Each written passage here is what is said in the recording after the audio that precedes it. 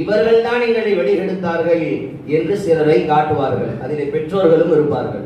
எங்க வாப்பாவுமா தான் என்னை தொழுகும்படி மதரசா, என்னை தொழுகும்படி பள்ளிவாசலுக்கு அனுப்பல. நான் குர்ஆன் ஓத கத்திருப்பேன், எங்க அம்மா தான் என்னை அனுப்பல, அவங்கனாலதான் வழிகட்டேன். பெத்த புள்ள சொல்லும், அவர்கள் தான் நாங்கள் வழிகேட்டில் செல்வதற்கு காரணம்.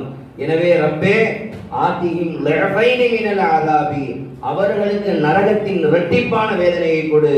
எந்த பிள்ளைகளுக்கு என்று நாம் செல்போன் கொடுத்து கொஞ்சுகின்றோமோ, எந்த பிள்ளைகளுக்கு உணவை ஊட்டி கொஞ்சுகின்றோமோ, அந்த பிள்ளைகளுக்கு நாம் குர்ஆனை ஹதீஸை கொடுக்காவிட்டால், தொழுகையை நாம் பழக்காவிட்டால், அதே பிள்ளைகள் நாளை மறுமையில் நம்மை நரகத்திற்கு அழைத்து செல்லக்கூடிய பிள்ளைகளாக இருக்கும்.